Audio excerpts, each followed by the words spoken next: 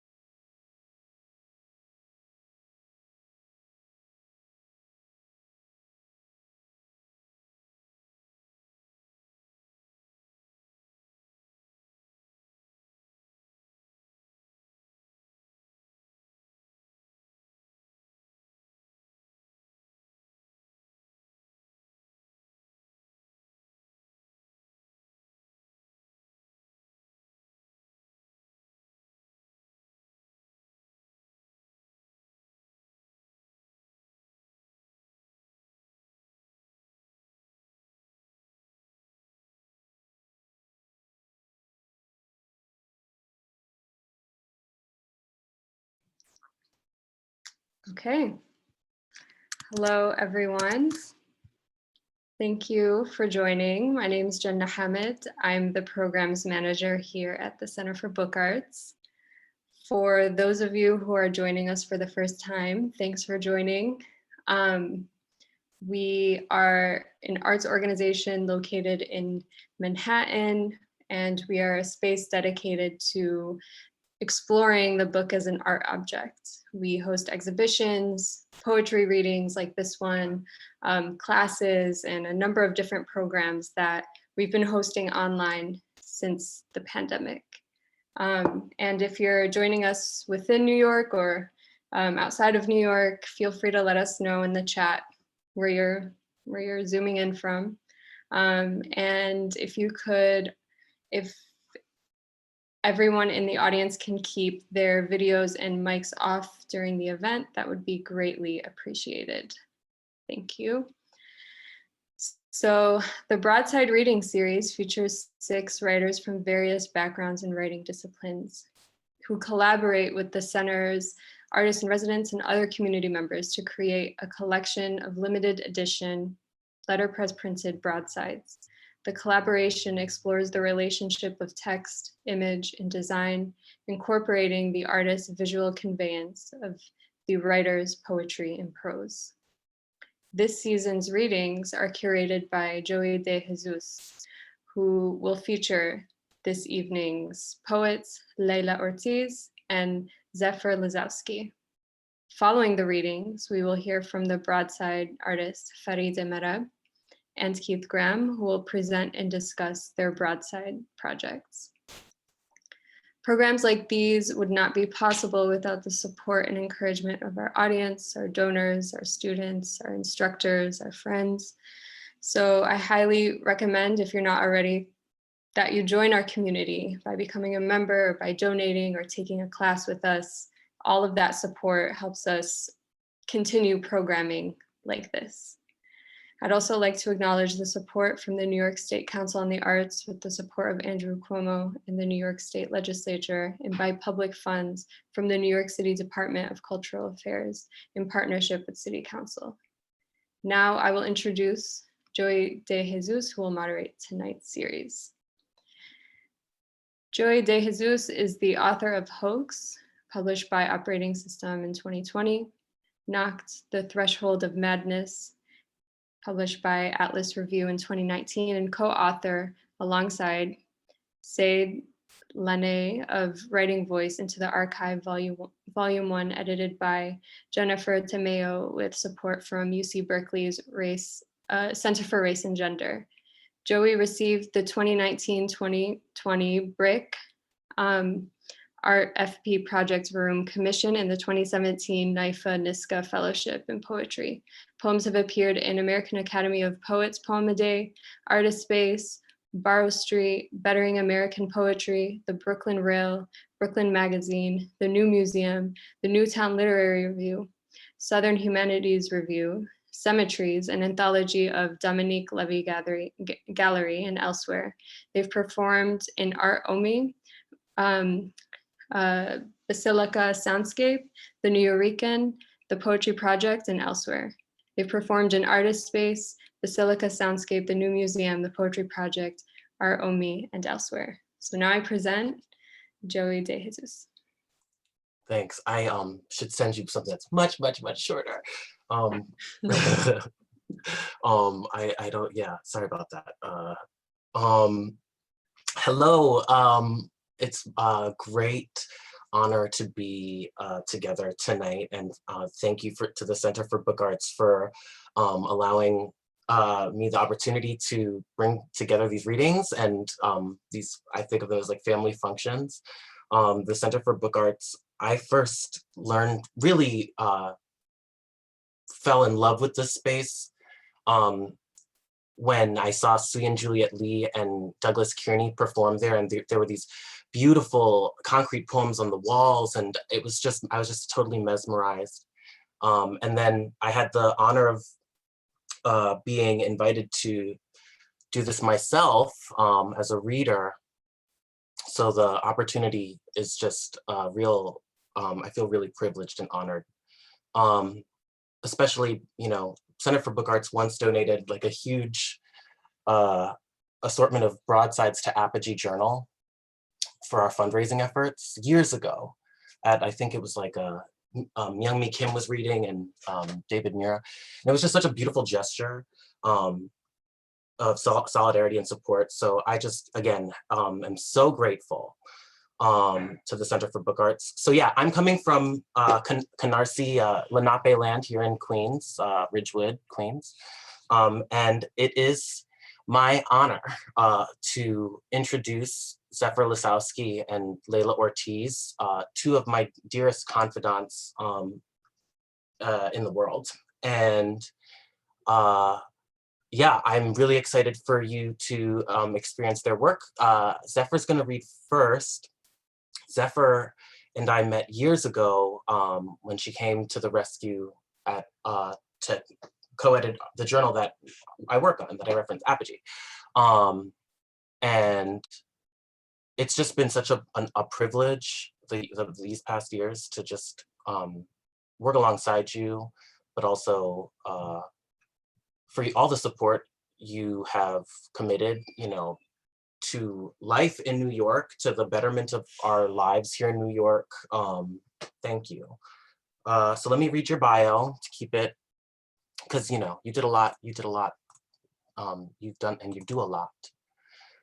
So Zefyr Lisowski is a Southern trans poet, the author of the Lizzie Borden grief book, Blood Box. And I wanted to like, but I'm not sure, I can't like, I can't coordinate it. You could try. We could try. Well, I can't see because I'm reading, I'm like looking at a doc screen, so I'm not even looking at myself. Are you to my like, is it this way? Did you pass it? Did you get it? All right, let's keep going. Zefyr, okay. So the author of Blood Box from Black Lawrence Press and an interdisciplinary Pisces. She's a poetry co-editor at Apogee Journal and has received support from Tin House Summers Writers Workshop, Blue Mountain Center, and elsewhere. Her poems and essays have appeared in Waxwing, Diagram, Lit Hub, The Offing, and elsewhere. She's the recipient of the 2020 Center for Humanities Adjunct Incubator Grant for Wolf Inventory, a collaborative film about ghost stories and sexual violence.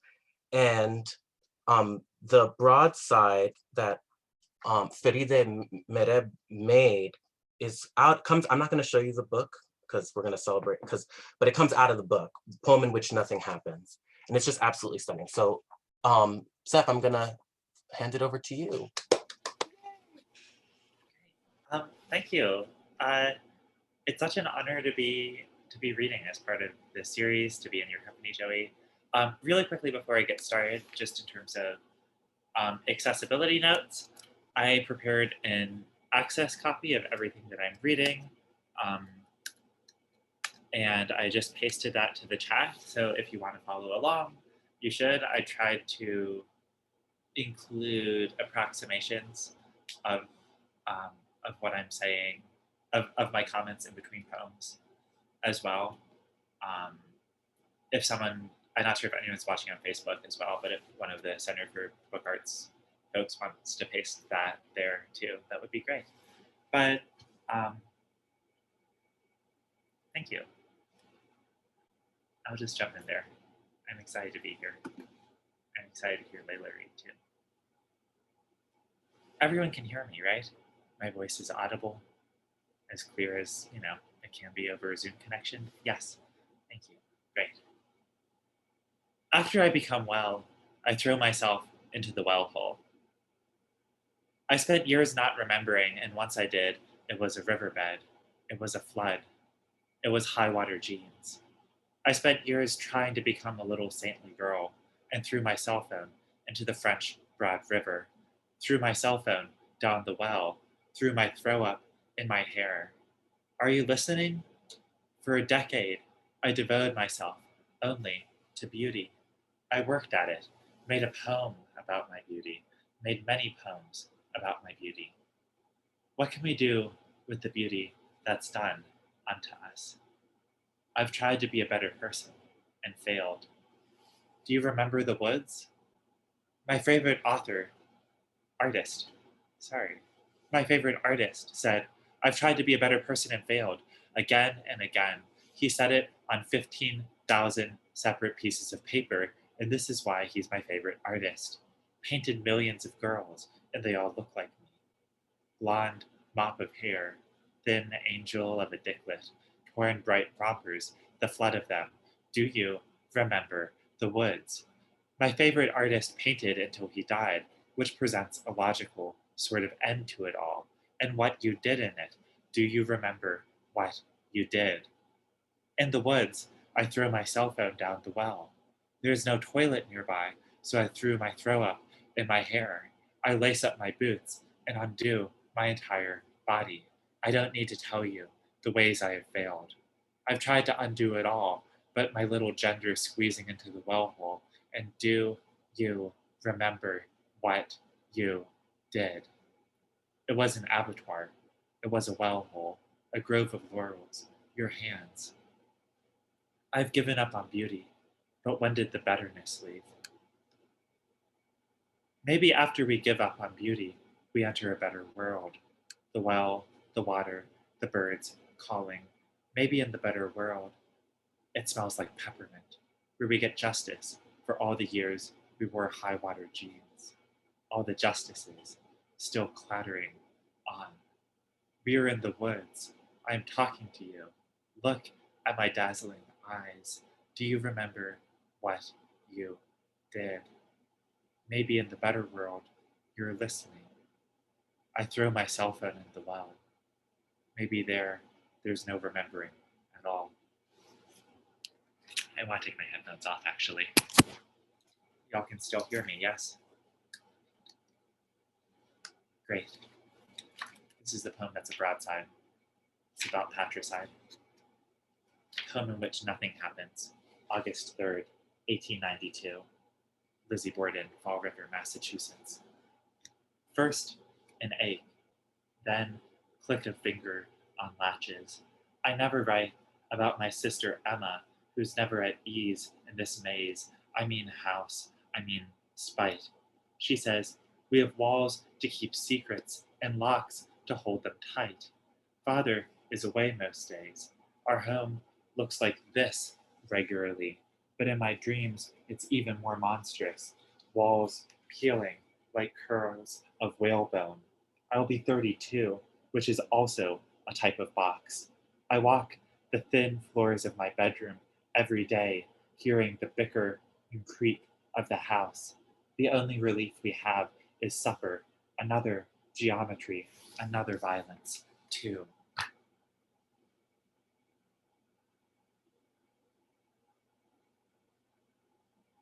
Ghost story.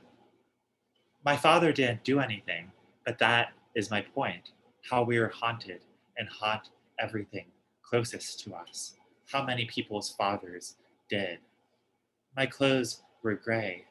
My clothes were green. My clothes were a distant mountain. I didn't want to write about my father, but his tongue is in my mouth like a pufferfish, and my jaw won't stop popping open. Isn't it funny? He wasn't my father, but someday he would be someone's. That's how the equation works. He was my father, and the only thing I knew he did was drink himself to death.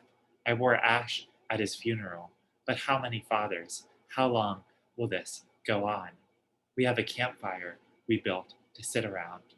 We wear ash, all of us lovely taxidermied girls. We talk about our endless come back from it again. I could throw myself down a well hole and be done with it. I could say, my father did this, and write off all fathers. I could only watch videotapes and paintings where I saw my own little face taxidermied into perfection. The ghost story is that they all knew what would happen as they did it. You can't feel guilty if you knew from the start it was wrong, I heard a father say once. You can't feel guilty if you convince yourself they asked for it. In my shiny new taxidermied body, I'm one of the best kinds of total disappointments to my entire family. Everyone I love's campfires burning on, endless. Isn't it funny? I walk to the bus stop.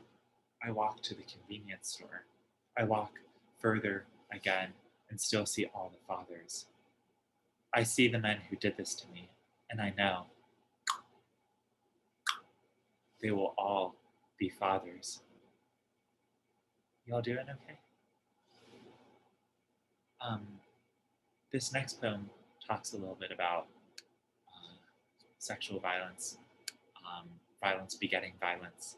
If that's something that's especially triggering for you, it takes about 3 minutes to leave. I won't know if you step away from the Zoom room. I can barely see any of you. It's called Girl Work.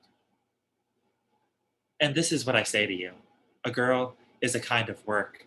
A body is a kind of bird. A cage is a kind of artwork.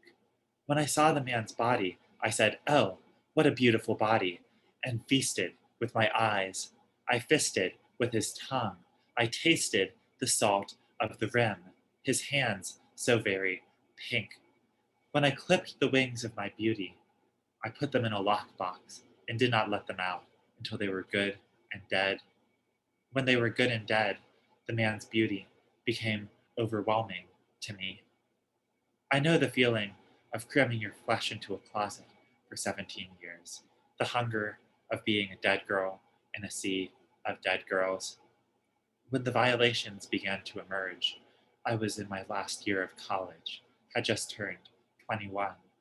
When I started remembering all my violations, I curled into a cage and didn't speak. I cried for 14 nights straight. I didn't think of the beauty of his body, his lovely thickets of hair. To be a girl is, of course, always to be a dead girl. When I emerged from my stupor, I could only eat clementines, drink as many margaritas as I could find. I cried for 14 nights straight, and when I emerged, I hit my girlfriend. We were walking in the woods after dark, cool moonlit creek reflecting glimmers of moonlight. We didn't hear any birds. I was thinking of what I had thought all before thinking of the beauty of his body. When my thoughts were good and dead, I was still thinking of his body, warm pink hands. We didn't hear any birds. There had been, according to the paper, a series of unexpected deaths. The birds had all left. Her mouth popped open in a sad O of surprise. And mine did too, and I started crying, and so did she. It was a tiny hit. It was on the upper part of her shoulder. We had packed peanut butter sandwiches, and the plan was to eat them by the outskirts of the woods near where the birds had left. After my violations began to emerge, hands fluttering like wings filled my everywhere. I looked, flooded in the hallway outside work, flitted beside me between classes. You're less present now, a professor said during a class on the witch hunts. Are you still there? My boss at the gallery I girled at asked, his lips fluttering like a bird. I didn't know why I hit her. I dropped my sandwich on the ground. I picked my sandwich off the ground. The moon was a thumbnail edge of blood, staining everything, slight little pink. I felt like I had been crowbarred out of a closet. I felt like my blood was replaced with something almost like blood. The cage dangling against the end of the woods, rattling like a little rib. I didn't say anything, but of course we kept walking. The woods stretching on forever, every dazzling orange leaf crunching beneath our Uggs. We kept walking, and I saw floating hands, and I'm sure we could both hear so much. The murmur of the creek, and my crying, and my girlfriend's crying. When the beautiful man unzipped his body, I was still in high school and didn't know how to say yes. So he said it for me. My hands covered in snot and peanut butter, my girlfriend's hands covered in snot and peanut butter. The moon was so full one could feast on it. The sounds of our breathing, the hoot of a woods creature. We were girls. His hands were there too. He feasted on me. The violations emerged, and something was taken over in me that I could not take back. There in the woods, without the birds, you could hear it all.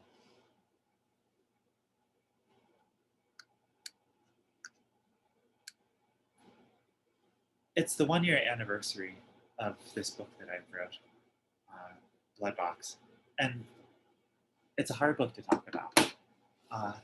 In a lot of ways, I needed to write it to write more personal poems that I was interested in, more personal writing that I was trying to get to. It's about Lizzie Borden. So firstly, I just wanted to ask, do you all know who that is? The axe murderer, not the filmmaker. Yes, says the fabulous designer of my Broadside, who I had a conversation about Lizzie Borden with. A couple of people said no. So basically, she was a lesbian, probable lesbian, let's say she's a lesbian, who lived in Fall River, Massachusetts in 1892. And she was a rich woman, a rich white woman, and she lived with her father and her stepmother. And in all likelihood, although she was acquitted, she murdered them with a hatchet in the middle of their home on August 5th, 1892. Lizzie Borden. So the first poem that I read with the diagram in the middle, that takes place the day before the murder. But moreover, this book is about her and it's about queer desire, but it's also about the difficulties and the violence of the family. And as I was writing it, my dad was dying, and that found its way into the book as well. So because of that, it's kind of inseparable from my grief, which is of course still ongoing. But it's hard to know what to do with that. Do I just perform it as Lizzie? Do I perform it as myself? What I've been trying to do is intercut the poems with newer work, which I'll keep doing for the very last bit of the chat. So just to ask everyone a question first, would you prefer to hear a poem about regret? Or would you prefer to hear a poem about absence?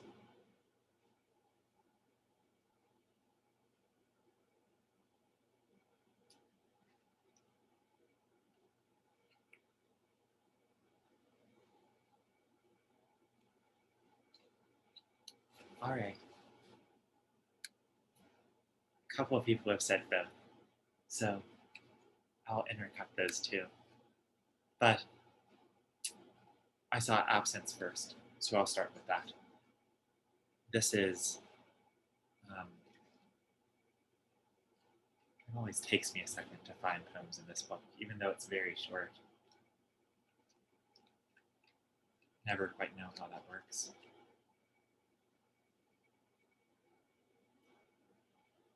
This is called There's Been a Death. Of course, no one knows what to do. August 10th, 1892. And this is from Lizzie's sister's perspective. My brow is thick, my hands heavy. I redraw my face every day in this tumescent heat, hoping for an almost showy sadness. I am nothing compared to my sister.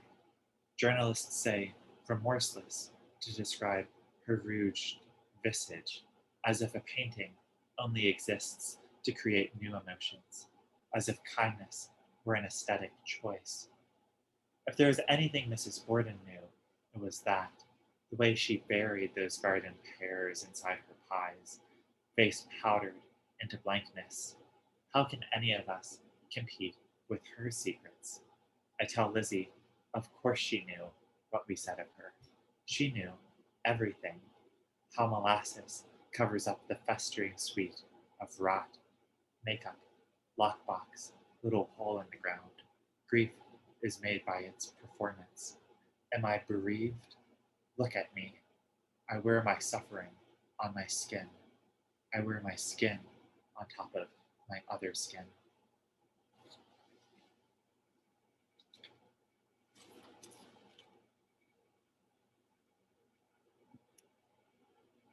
And this is regret. It's from the mother's perspective, or the stepmother, Mrs. Borden. A corrective. I talk about Andrew because it's how I've been taught. The safety of men against the curl of sin in my breast. Crinoline I use to cover where the bruises show. I try so hard to be disciplined, godly, a good woman. But young Emma tells me when I move in of her mother's rage, their inheritance, her mother haunts me. Dead Sarah, Emma says, shadows, Lizzie, fingers more a wolf's than a woman's. I don't look for ghosts. I only talk to Andrew. But my second week in the house, I find a letter, unsigned, in the boudoir. Were she still alive, she would kill you immediately. Neither boarding girl says a word, but that too is a reason I've turned to my man, sought comfort in he who brought me to this grave. Face spiteful, snobbed spine, a rock I cling to against all else. Forgiveness only means that which we can or cannot forget.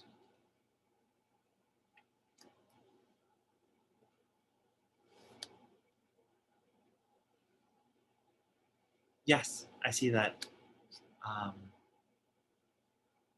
the book is for sale. It in fact just entered its second printing. If you're in New York, it's available in a couple of bookstores. It's also available on my publisher's website. It's also available on SPD. If you want a signed copy, shoot me a message. We can work something out. I have a couple of them. I just wanted to give everyone a couple of moments to move or adjust yourself before I read the last few poems that I have. I've been trying to stay present in my body the past couple of months, which has been difficult to do, to listen to what my breath is telling me. As someone who's disabled, as a traumatized subject, a woman with PTSD, as a trans woman living under our current empire, staying present is difficult. I lose myself. I disassociate all the time. I normally tell jokes at readings, but I'm realizing that's a form of disassociation as well.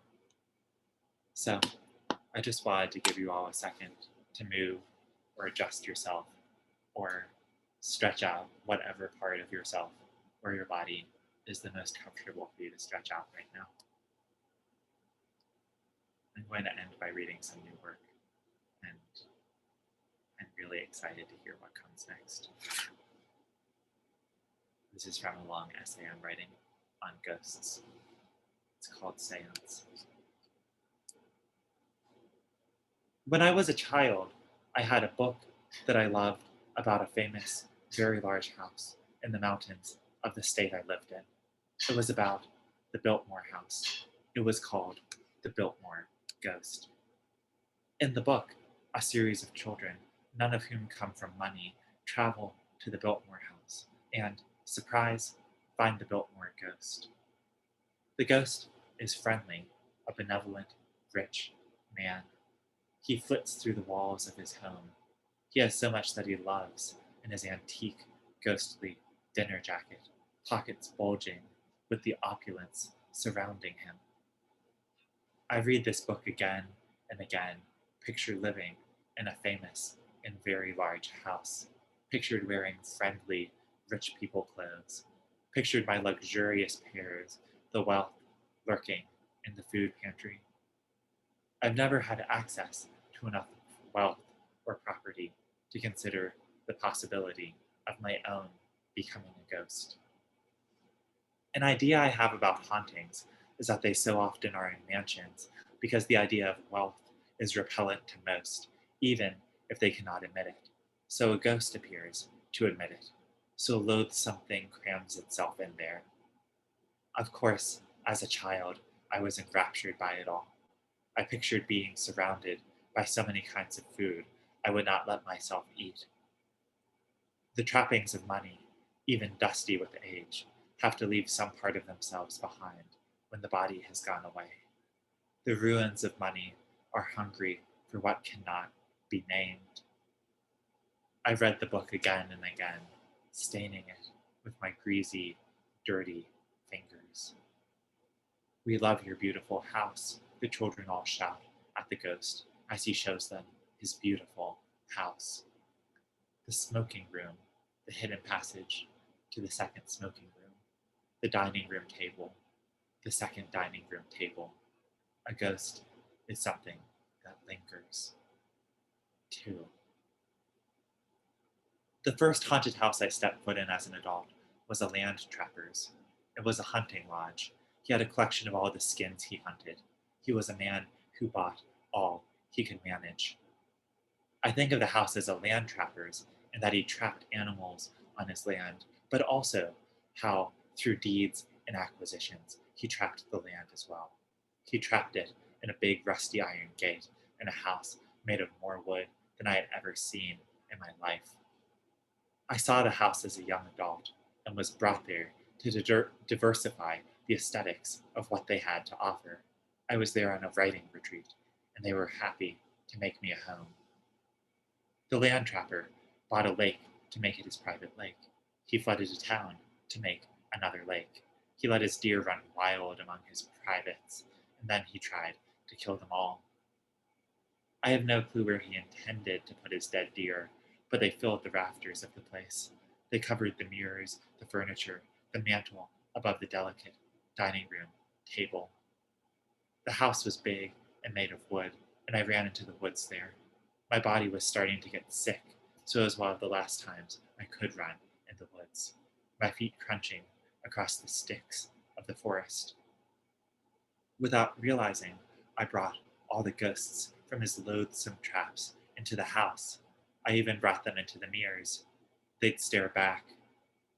I still have not told you how it feels to be haunted, but maybe if you imagine a box full of plundered items and abruptly empty it, you can start to picture the feeling.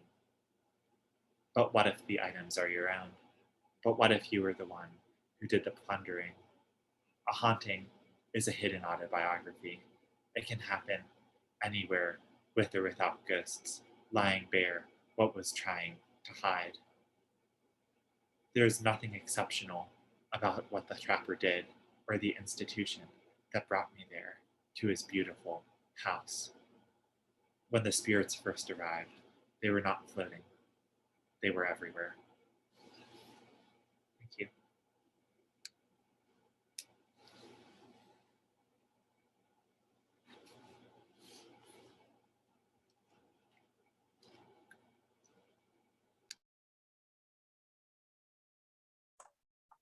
Thank you, Zeph. That was beautiful. And if there's time, I certainly have like you have my mind racing. So I'm looking forward to hopefully there being time for a little bit of Q&A afterwards.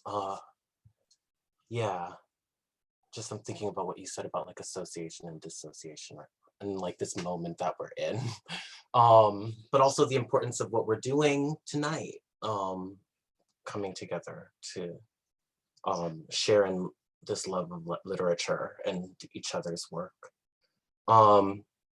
Okay, which is a perfect way to talk about Leila. I mean, Leila Ortiz is an amazing poet who New Yorker, native. I think my love for the city is rivaled, you know, by hers. I really don't know what to say about my love for Leila. She kept me alive when I had COVID. I mean, I remember being so ill and receiving this package of holy basil tea, which became like this pond sludge that was just like always boiling like 24 hours as I like grappled with COVID. I love Leila, and I'm so honored and thankful for her friendship and the way she models commitment to just ethical being together. Like Zeph, Leila is an amazing editor at No Dear magazine alongside other incredible editors, Alex Cuff. I think they may be here. I think I saw like some names. Emily Brandt, Ty Freedom Ford. I may be like forgetting people right now, but Leila's involved in community here that's committed to lifting up poets and writers and thinkers here. And it's just such a loving thing that she and her fellow editors do. So it's really amazing opportunity for me to like celebrate and honor her. Last time I saw her in person was at the protest, and we were like, I think we did hug, but it was so fresh pandemic that we were both like, but you know, when two powerful objects in space approach, what happens? Okay, so Leila sent me a bio. All she really said was to mention these beauties. So this is Girl Life, one of Leila's chapbooks. This one's Recreation League, out with Recreation League. Highly, highly recommend. And you know, everybody in the audience is a lover of books. We're at the Center for Book Arts, you know. And then Leila's other chapbook, A Mouth Is Not a Place, which came out with, I don't remember let's see, Dancing Girl Press. So she has these beautiful, I'm covering them. She has these beautiful books available. And yeah, take it, Leila, I love you, take it away. Thank you, Joey. Oh my goodness. It's so hard to read after you say such beautiful things. I always get like filled with emotion. But I am always filled with emotion. So that's not unusual. Zephyr, I loved your reading. It was so gorgeous. And I just love your perspective and your truth and just all the layers. And thank you so much. I'm very honored to read with you. And thank you to Center for Book Arts for hosting this. I'm going to start reading the poem that Keith Graham did a gorgeous broadside for. It's called Sky. Sky was my first word. I spoke a string of words. See sky, see trees. My mother held me. When I broke my clavicle, she said, "You are good with pain." When my appendix grew hot, good with pain. This must have been a relief for her, that I could bear things. She survived almost drowning twice. I don't know what it feels like to almost drown, but maybe I do.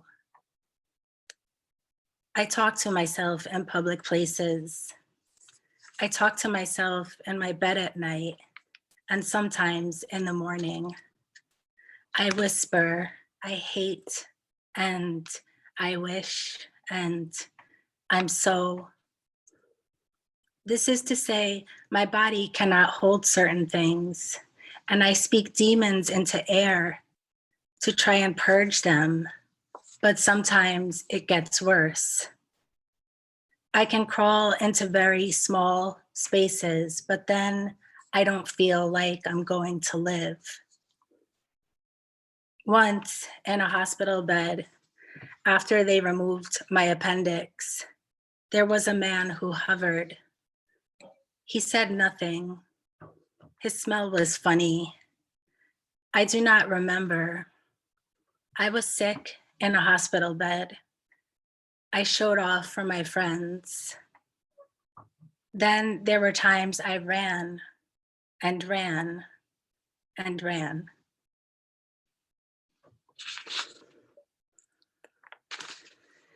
Okay.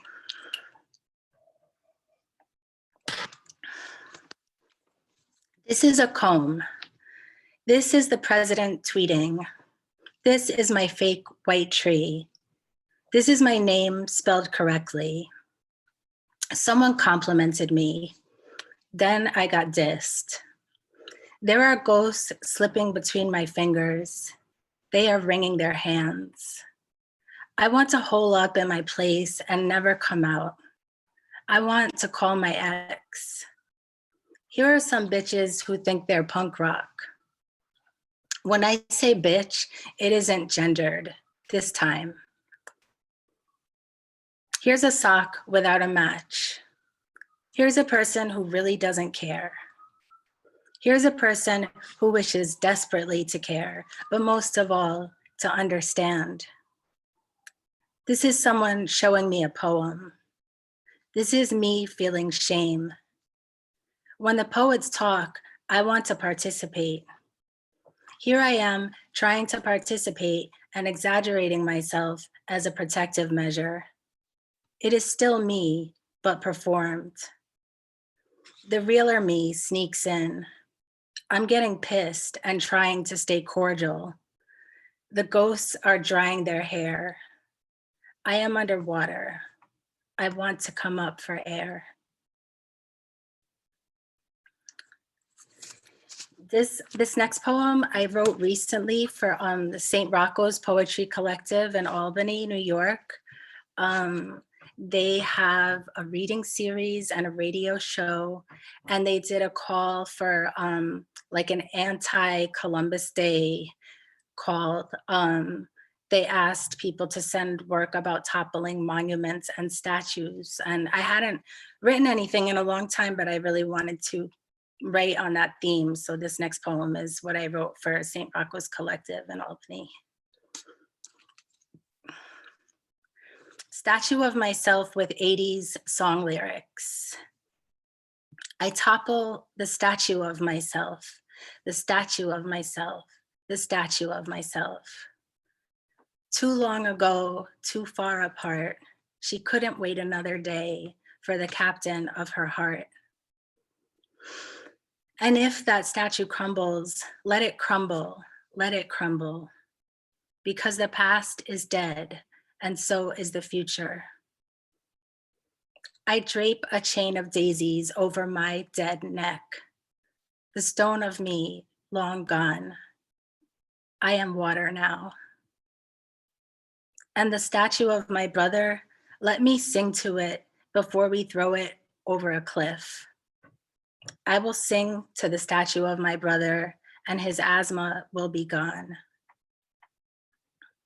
The statue of her voice, saying things that wound in a tone that wounds, and that is why the statue of her voice must also go. We are a graveyard of statues. We must all go. My old mind must go. My old beliefs are relics of an outdated system. Topple all the statues. Statues don't feel pain. They are the ones who worshiped comfort over humanity. Now I am the mulch and the swarm of ants. An antelope roams. The land begins to breathe. Hey now, don't dream, it's over. Hey now, when the world comes in.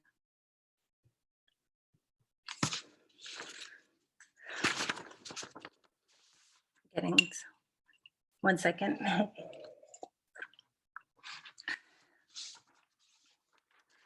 I wear dog's teeth in my mouth. A sunset, a pebble, and monster chuck all fit inside my mouth.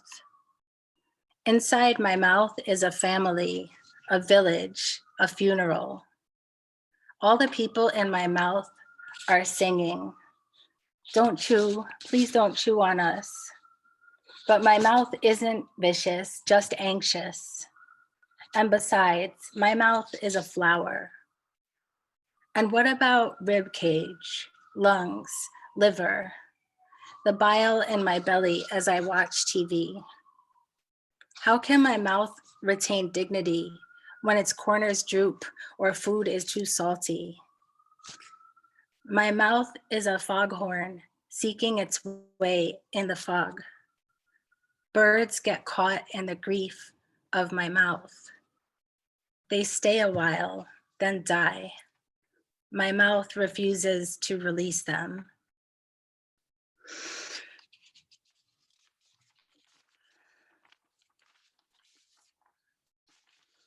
Little House on the Prairie was my favorite show, mostly because Laura Ingalls. Oil slicked hair, unpigmented, pigtailed, and the actress who played her became sexy, got her teeth fixed, dated Rob Lowe. Reruns every evening at 5 p.m. In the winter, it was dark outside my window. In the summer, it was hot. The fire truck blared at the most dramatic part, Mary telling Pa, I can't breathe, I can't breathe. There was Doc Baker and Mrs. Olson, Charles's scruffy friend with a beard, and of course, Nellie and Willie. In church, they sang Bringing in the Sheaves. They were good people wearing overalls and aprons, simple good people with hardships and triumphs. Wait a minute, rewind. Genocide, genocide, genocide, genocide, genocide, genocide, genocide.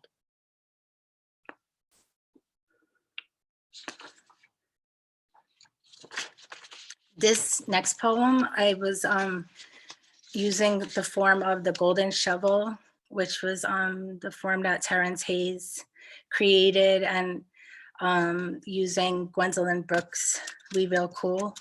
And you take the last line of the last word of the last Pussy.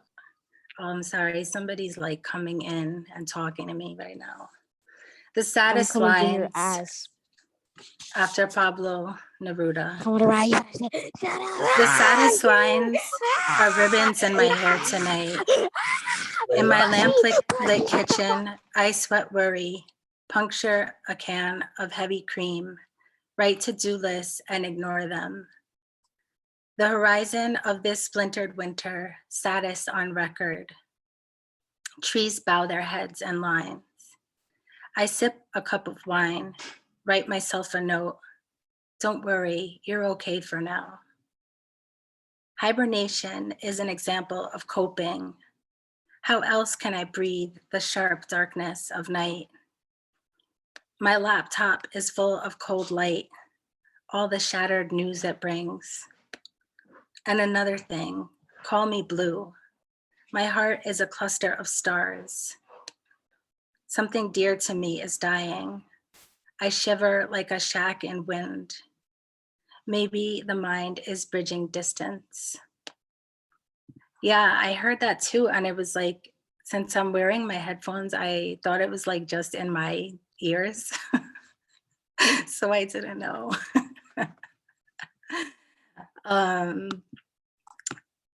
So, okay. Is everyone okay? Yeah, I low-key want to hear it again. Okay, so it started when I was reading the Sadest Lines. You take, I say I would love to hear it again. Okay, Yeah, because I will. you know, From the top. from the top. Okay, Right, so thank you. sure. You heard that this was after the form as the gold. I also wrote it like right after the election, the 2016 election. So okay, the Sadest Lines after Pablo Neruda. The saddest lines are ribbons in my hair tonight. In my lamplit kitchen, I sweat worry, puncture a can of heavy cream, write to-do lists and ignore them. The horizon of this splintered winter, saddest on record. Trees bow their heads in lines. I sip a cup of wine, write myself a note. Don't worry, you're okay for now. Hibernation is an example of coping. How else can I breathe the sharp darkness of night? My laptop is full of cold light, all the shattered news it brings.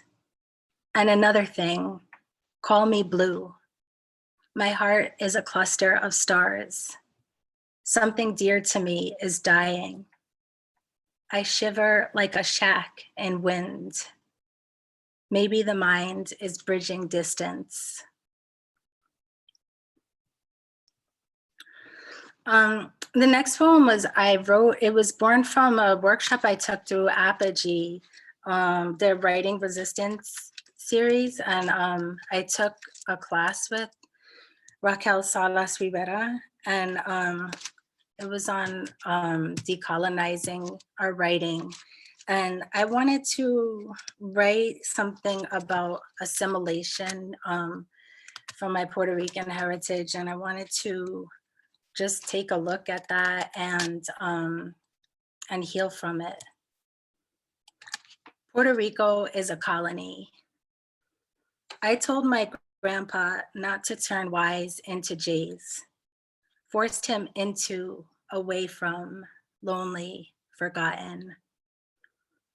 I loved with jealousy, greed, pinned his heart down with my thumb. I'm the torn daughter, fists out, I love hard. Bring back language to cracked lips, cradle head with hands and drink. I'm the fat tongue bleeding, words heavy in the mouth, growing out of soiled clothes, stretching across water, joy spilling through my ribs. He wore thin undershirts, smelled of perfume bottles. As a boy left alone on the island, he remembers a future with me.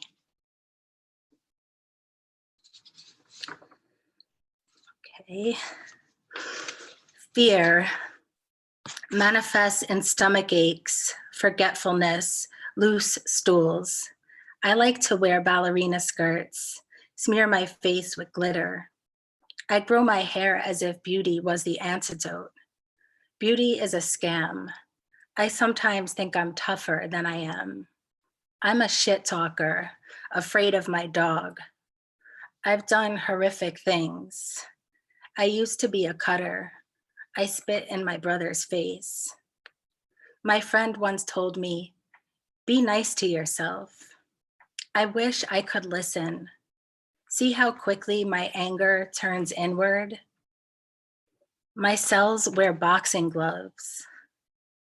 Now that Trump is president, there's increased danger of a nuclear holocaust. Remember how Bush used to say nuclear? We love our ignorance. We think it makes us real. When I say we, I mean America.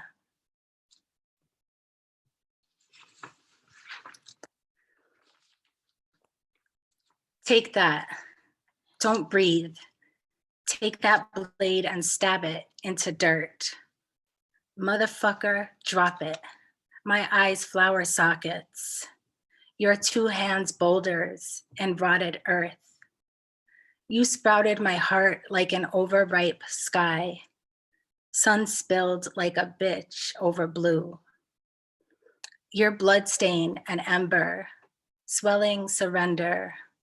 A mouth with no wind and no teeth. Think you can take me? That's fucking funny. Don't make me scratch hope into you. I'll plant your plea like a seed in mud. Baby, I'll bury you.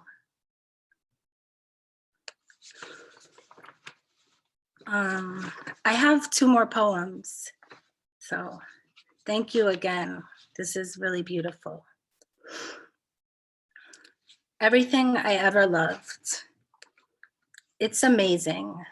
Everything I ever loved contained in a thimble of water. If I'm being honest, I can't help but say birds. Birds are so fucked. They're fragile bones. I can never say goodbye. Once I cried into your face. Our snot mixed together and it was glorious. A shirt made of flannel always fades. I was born in a tenement. Water dripped from the ceiling. Paint chipped into my cereal. My mother took me to the park. Leaves lush with sorrow swayed as I played on the monkey bars. Poem in which a bird is never mentioned, or moon or sky or sun. It has no water, no path, no dawn or dusk. It is not a poem that speaks of stars. There is no deep of night, no smell of jasmine, no sound of insects whirring, no chirps, no sighs or wails. There is no body, nobody. Not an I or a you, not a you that is an I or an I that is a you, or a we that is a me. This poem has no mother, no lover, no hurt to unbury or lay bare. This poem has no trees, no dirt or mud or grass. There is no field of poppies or snow. There is no field, no season, no nest and no egg, no wolf, no whale, no dream. Even a dream of nothing is not in this poem. No realization or epiphany, no resolution, no yearning. There is no fruit, goddammit. No garden and no prayer.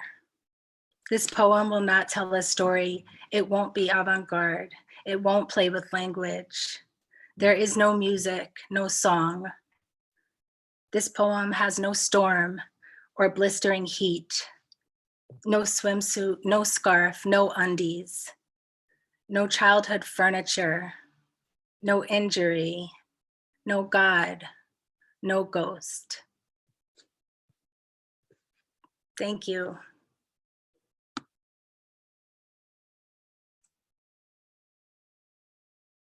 Wow. I'm like, let's just take a moment. There, there is no God, no ghost. Wow. Wow. Wow. Gorgeous litany, Leila. Wow. Beautiful, beautiful reading. Thank you so much. Stunning. I'm so excited to, hopefully, I think we'll have time for to talk about your writing and these poems and how they came into the world. But okay, let's move forward. Let's make sure we have that time.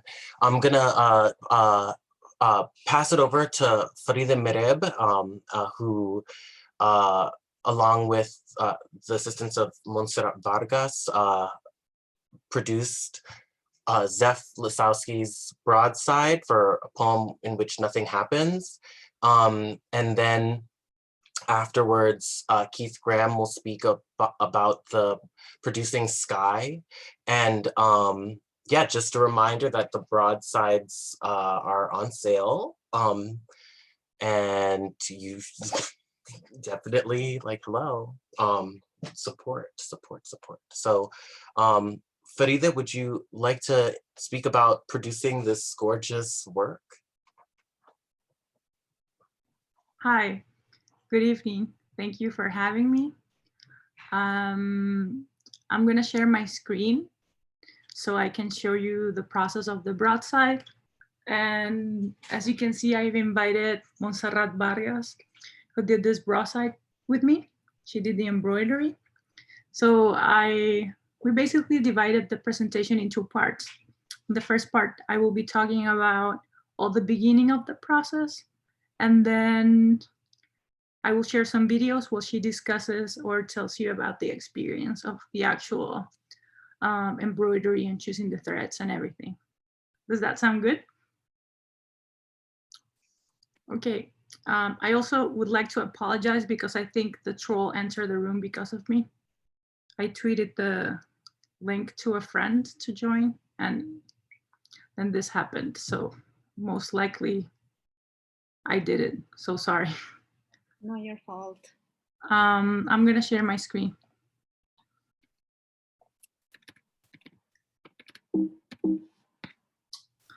So the first time I was invited from the center for this series, I felt really honored. And they sent me a list of poets. And instead of looking at the poets themselves, I started to Google some of their poems. And immediately I came across with part of a poem that's from Zephyrs. It's called When My Father Apologizes. And the father figure is so present in my work that I immediately felt a connection. So when I was introduced to her by email, we decided to have a little Zoom conversation. And ironically, we ended up working with another poem, which is Poem Where Nothing Happens. So in this poem, something that caught my eye immediately was the floor plans and the fact that the poet herself decided to incorporate such a big graphic element in the page.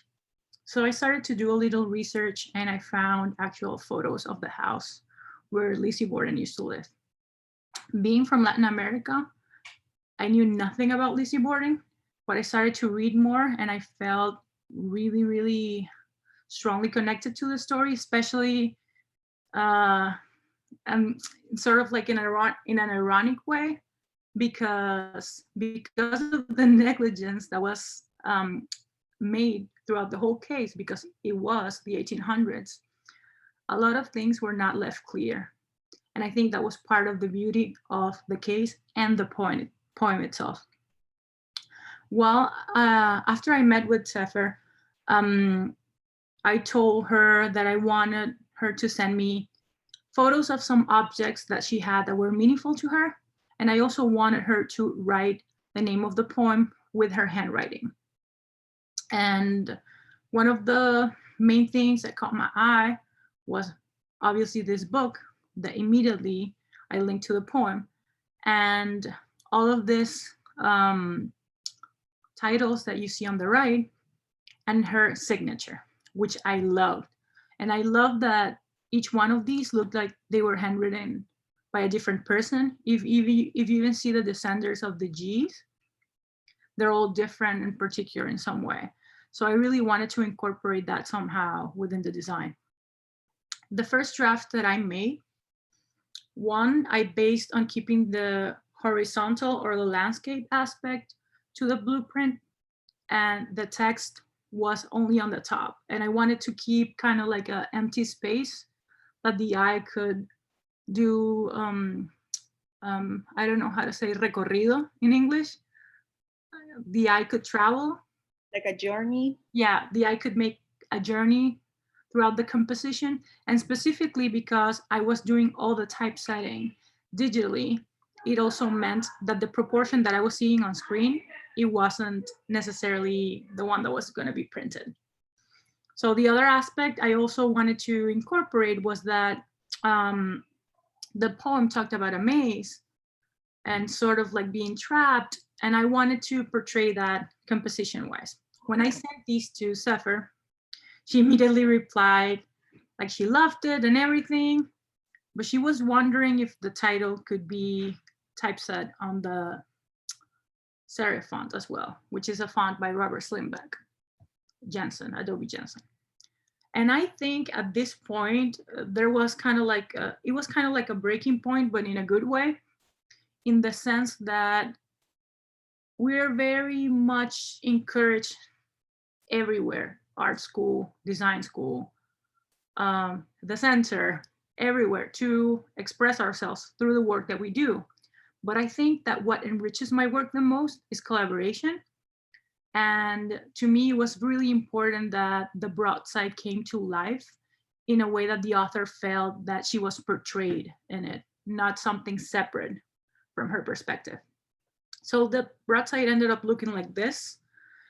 You can see I added a little bit of my subjectivity into it, in the fact that I actually close the blueprint with the type, so the poem becomes kind of like a part of the blueprint, and the typeset of the subtitle is within the blueprint, like kind of like an architect's note or something.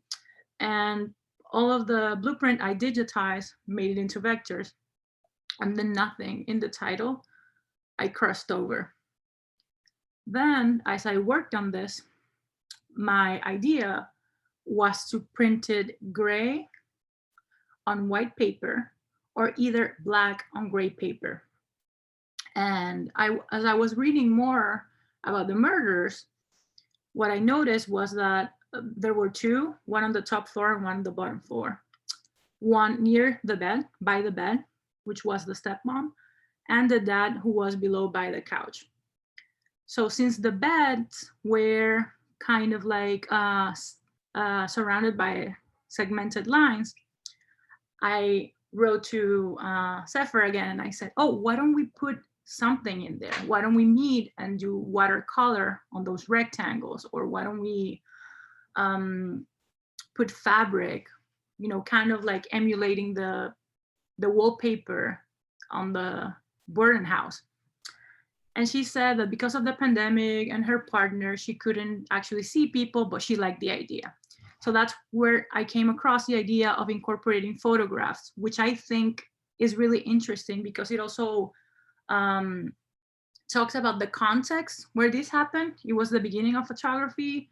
So there was a really silver quality to these photos because of the origin and how they were made. So I made this sample before actually printing it. Then something happened, the cream paper nightmare.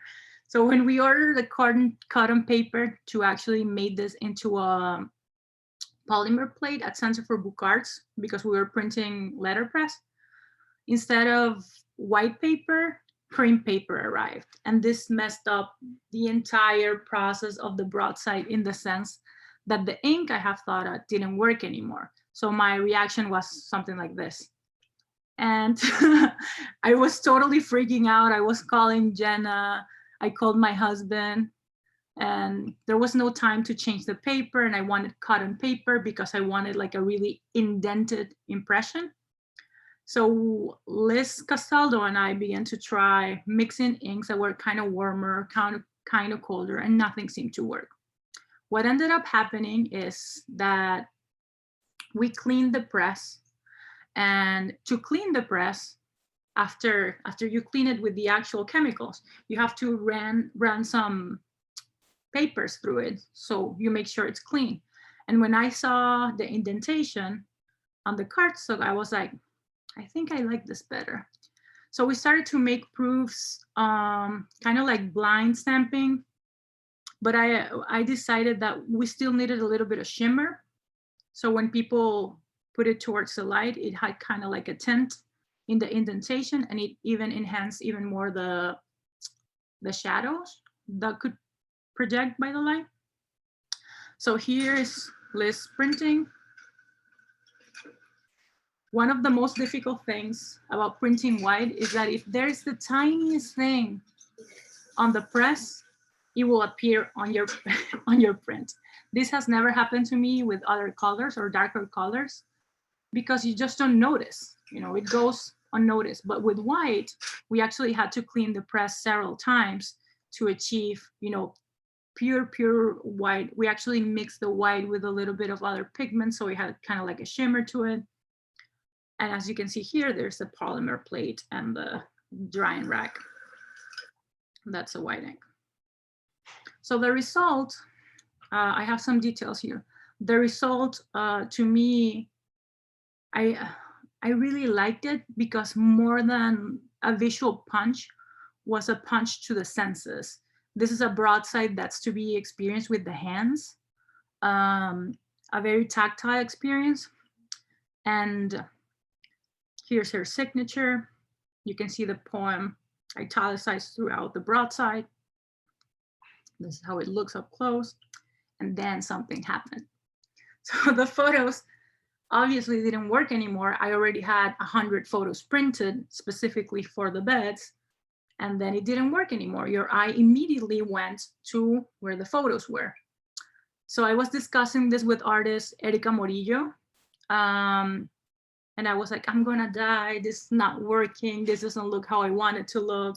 I reached out to Zefyr and she was like, oh, something's missing, I don't know. And so Erica said, have you noticed that the lines around the bed and the blueprint, the segmented lines look kind of like a stitching? And if you're working with textures and a tactile project, why don't you actually embroider that? Make it even more of a tactile experience.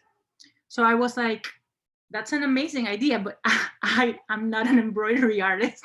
I would spend like 5 years doing one broadside. So that's when Montserrat came in.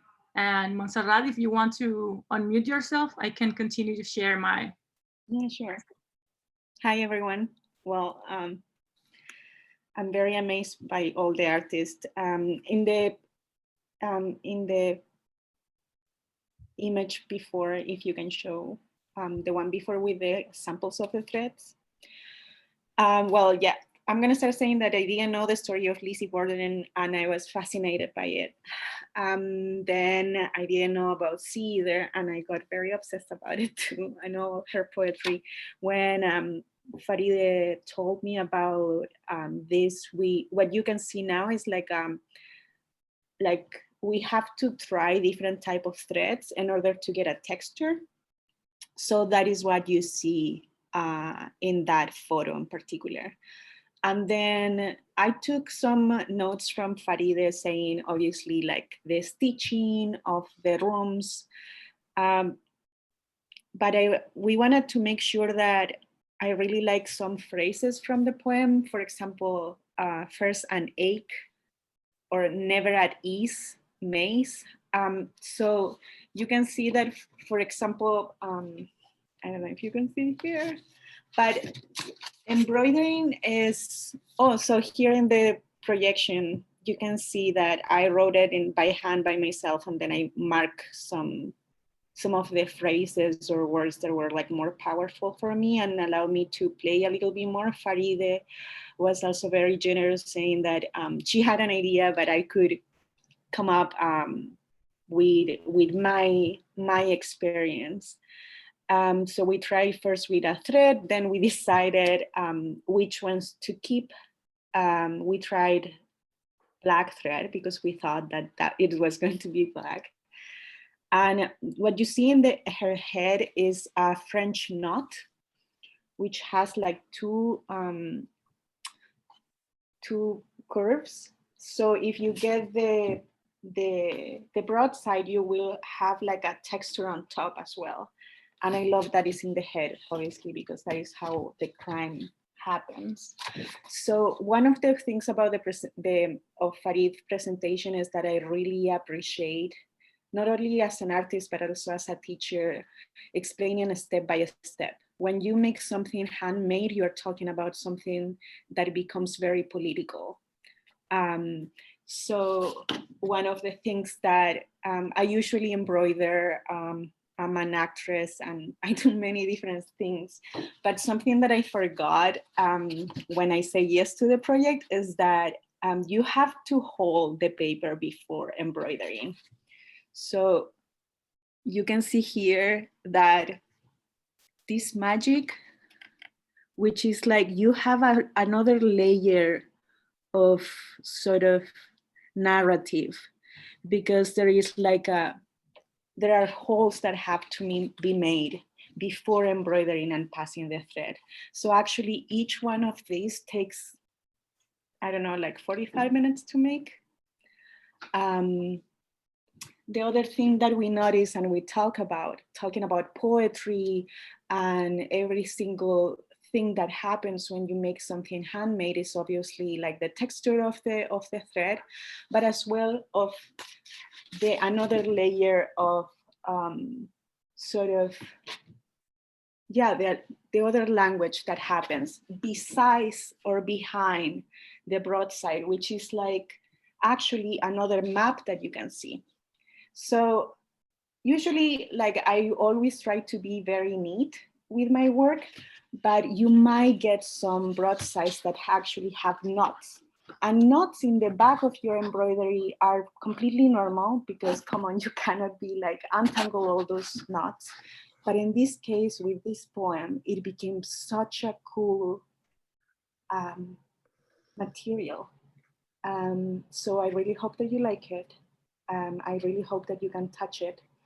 Come back, I mean, every single moment. And also remember that all this is handmade. And also it was so beautiful to know the Center for the Book's Arts Installation and Machinery.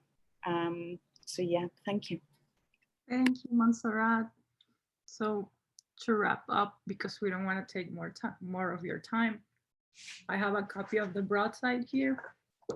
And after Montserrat gave them to me, after the embroidery, let me see, you can see there. I proceeded to, since the French knot we ended up making in red, because one of the hatchet wounds, I actually wanted to represent something that had to do with the head. And in the only blueprint that Zefyr had on her book, there was this person. So we added the French knot there. And I decided to use that kind of like a triad. And instead of having the photos black and white, I ended up printing them red and kind of make like, instead of a singular unit, became 3.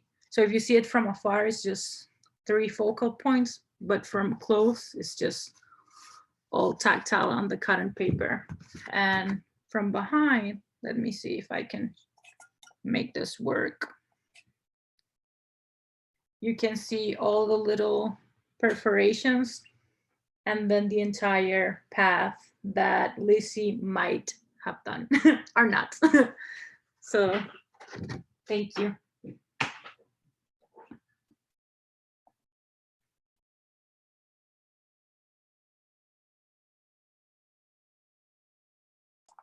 Keith, would you like to speak? That was amazing.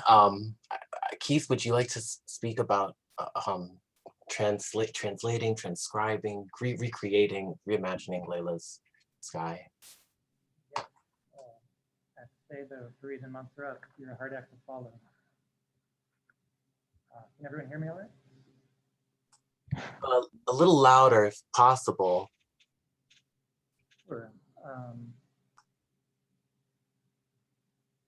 Let me just jump in to sharing my screen, and I'll talk you through my process for Leila's poem, Sky.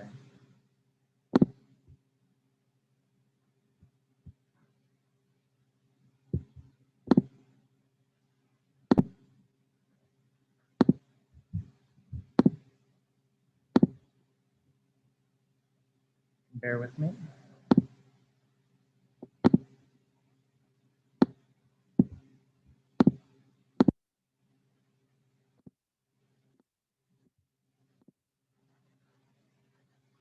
Here we are.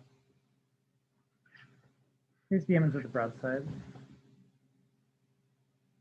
And I was interested in this poem in particular, really because of a couple of coincidences. I've been photographing and drawing skies and clouds for some time now. And I've also done some work that relates to drowning. So that kind of struck me reading Leila's poem. And I was drawn to some of the opposing motifs in her poem, like open space, freedom and movement versus containment and holding, and this idea of vitality versus suffering, sickness, and death. I feel like those kind of set some interesting parameters for visual interpretation. And then more generally, I was drawn to Leila's voice for its economy and punch and really succinct storytelling. So I started the process by Hey, Keith. Yes. We can't see your screen.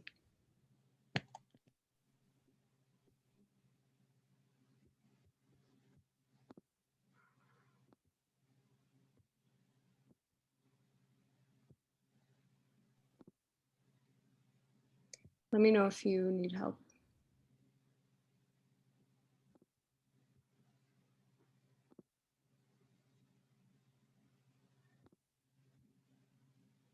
Okay, we're good. there. Great. Let me get back to the broadside. This was the final result, but I began in a very different place, just with some visual research, pulling images of things which were described in the poem. I was drawn to the clavicles and the appendix, particularly. And then my visual research led me down a strange path of discovering the extinct or retired constellation of Antinous, who was a companion of the Roman Emperor Hadrian, who drowned in the River Nile and was deified, placed in the sky by the emperor. But there was some nice sort of alignment with the poem in that, and great images that I found of Antinous, as well as this diagram, which that was particularly beautiful and coincidentally kind of represents the form of an appendix when you look at the stars kind of connecting to Aquila. This was an earlier sketch I'd made while thinking about these sort of medical diagrams and stars, but I ultimately moved away from that. This was a sketch a bit later. And the point I came to there was wanting to present the poem from the narrator's point of view rather than as an outsider looking in. And it was also a reaction to my desire to try to put a lot of information onto the page, trying to pare that back. So after doing research and sketching, it was time to print. I enjoy having a number of elements to play with in this part of the process, and then doing a fair amount of improvisation, deciding placement and color and what the relationships between the different parts will be. Here's the first layer locked up on the press bed, one of the Vandercooks. I'd tried a pink initially, but switched to more of a green, golden brown. The second layer, which is extremely transparent, showing the sky sort of revealed through the clouds. Here is all of the text laid out at the proofreading stage. And the final layer locked up on the press, which is just the title and the colophon printed in blue. So, here you can see all of the prints ready to be torn down to their final size. And again, the final broadside. That switch from kind of trying to illustrate the poem to present the narrator's point of view was a very small thing, but for me that really transformed the way this broadside came out. And yeah, it just reminded me that these very small things can really be everything. I want to say thank you to everyone who read and spoke this evening. And that's it for me.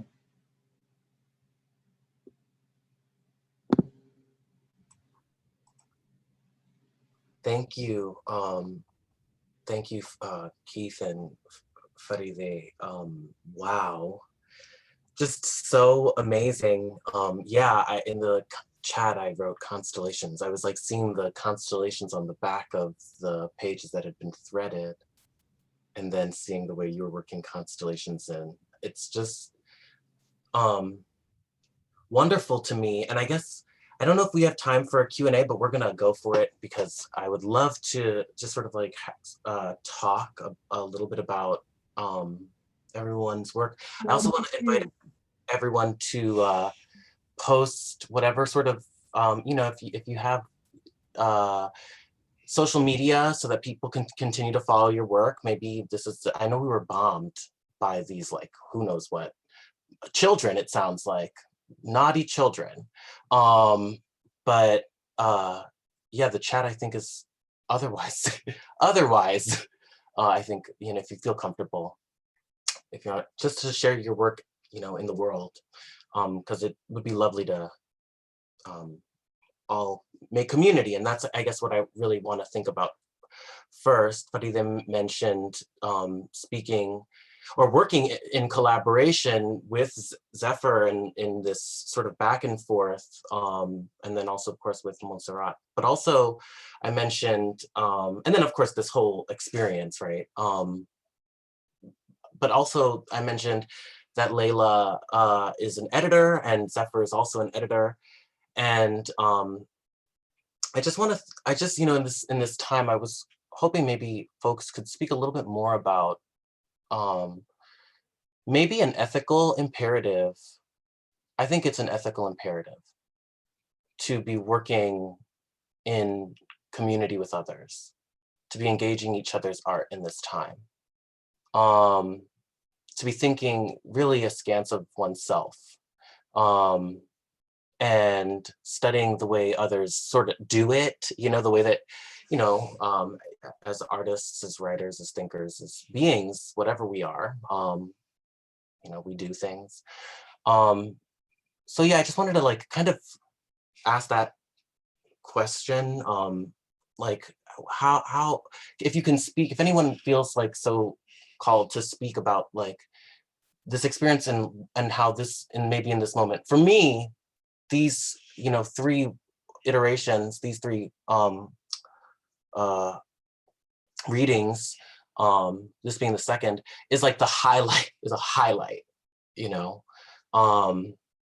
So yeah, I would just love to hear if anyone had thoughts, and then maybe how that related to bringing the pieces together for tonight, or work you've been doing, editing, however, you know, feel free to sort of think freely.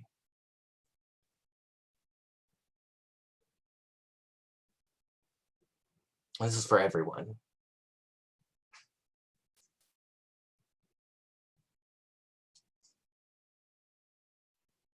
And of course, if anyone in the audience has a question, maybe we can take questions from people who've been listening.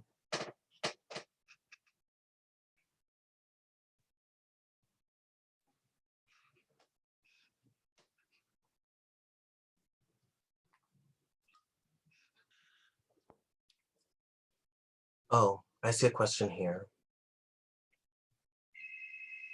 How do we do that in editorial? Could Zefyr and Leila I don't know, spelling and chronic pain over here. Oh, talk to how we do that in editorial. Oh yeah. I think that's a great question. And the parenthetical is really, I think, is important to note. Certainly. Zefyr or Leila, you know, in editing work, or like, have you been working on, what have you been doing in your editing work, that, and how has that been bringing you in with others?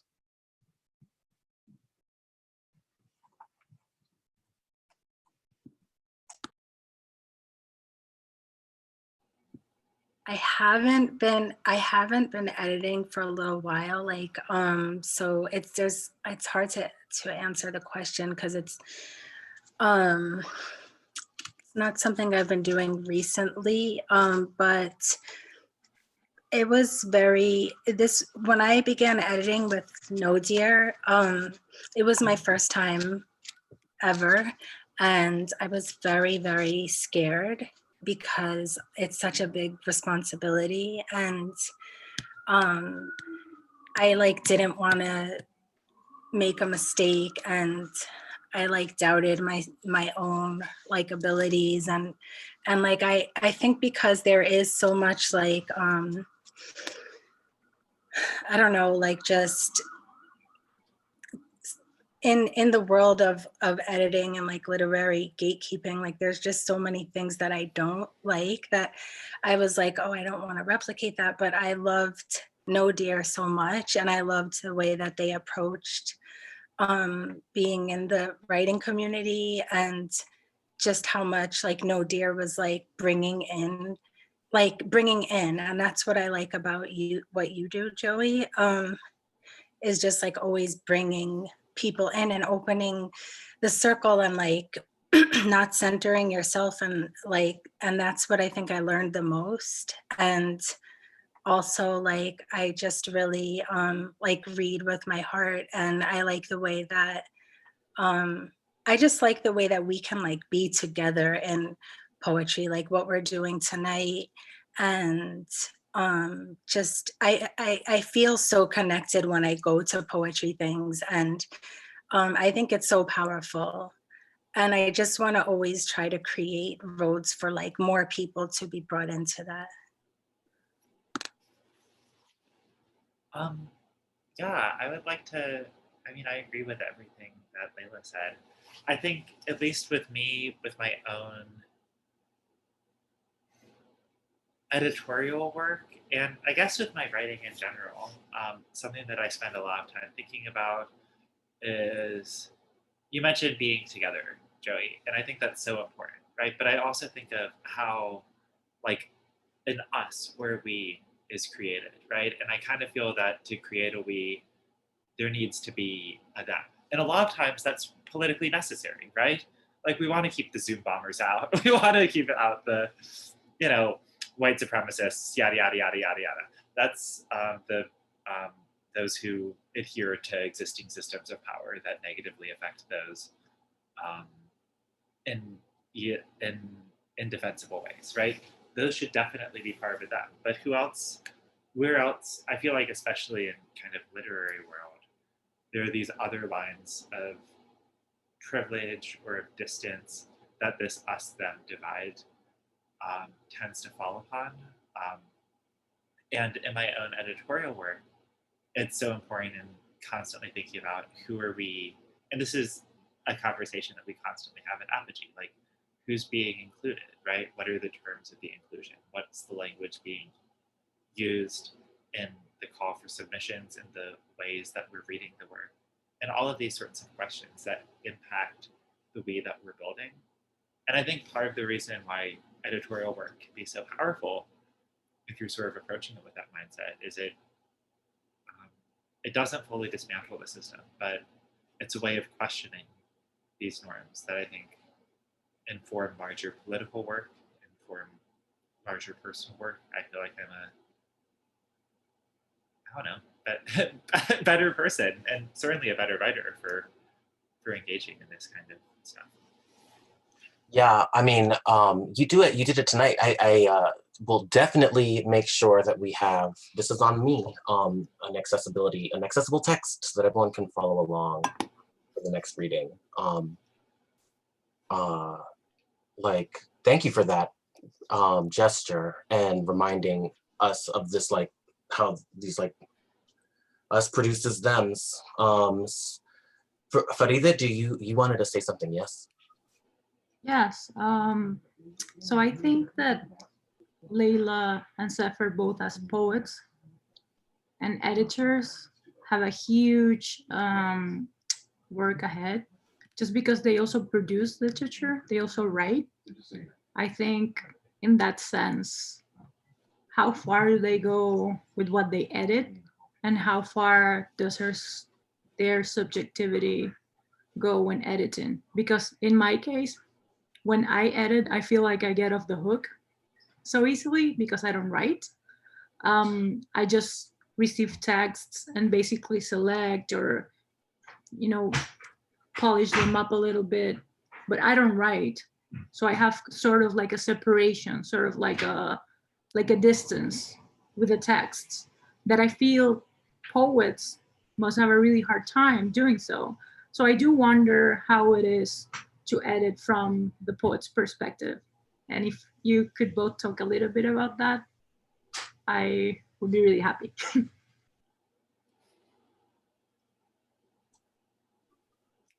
That's an awesome question. And then maybe the last question will be advice for your younger self. But yeah, Leila or Zeph, do you have a response to Faride?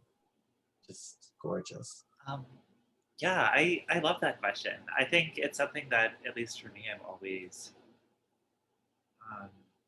trying to check, but also it's a two-way street, right? So there are kind of existing preferences that I tend to, there's existing work that I tend to gravitate to that's more related to my own personal preference than objectivity doesn't exist, right? Rewinding a step.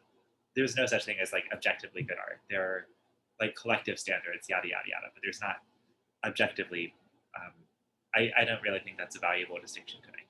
However, there are sometimes when I make initial value judgments about something, it's much more based on what I would be interested in seeing something do rather than what the writer in question is trying to do. So I think as a poet editor, I sort of hold a responsibility to like understand where I'm coming from, understand what shapes that, and how to push back against certain things that might be overly rigid there, whether they be learned from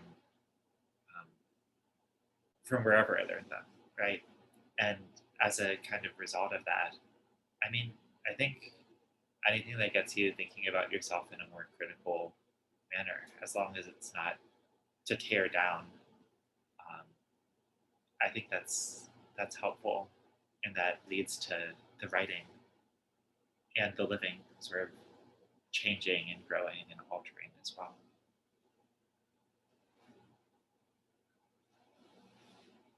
Yeah, I like what you said, Zefyr, about like not being like objectively good. I think I agree 100%. And what I liked about the process was like I did it in community with Ty and Emily and Alex.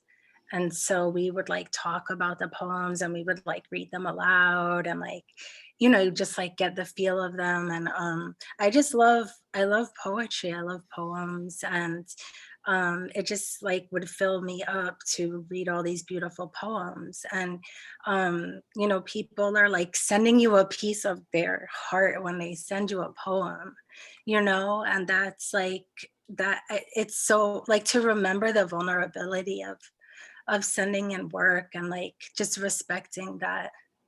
I think that's how I approach it. I guess, yeah, I just want to chime in here, to riff on this piece of the heart, right? Like as an editor, especially, I would only, I imagine at No Dear, since it's all New York, you're getting a pulse, or many pulses of the city. which is just so, I mean, it's fast.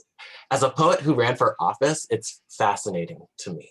But also as a person who's like surviving alongside all of you guys, like it reminds me, because I haven't edited in a while, but it reminds me of, or the thought of returning to it is reminding me of this like strange way of touching places through people, or being touched by places through people, or whatever, however that's all rearranged. Montserrat had a question about advice for your younger selves. Do you have any? This is how we ended the last one, so I think it's quite fitting, actually, that we would end on this question, because Sean, oh, and that's to say, let me just cover my bases, that in 2 weeks, Soretta Morgan and Marie Hinson will be reading, so join us for that. But then, yeah, do any response to that question?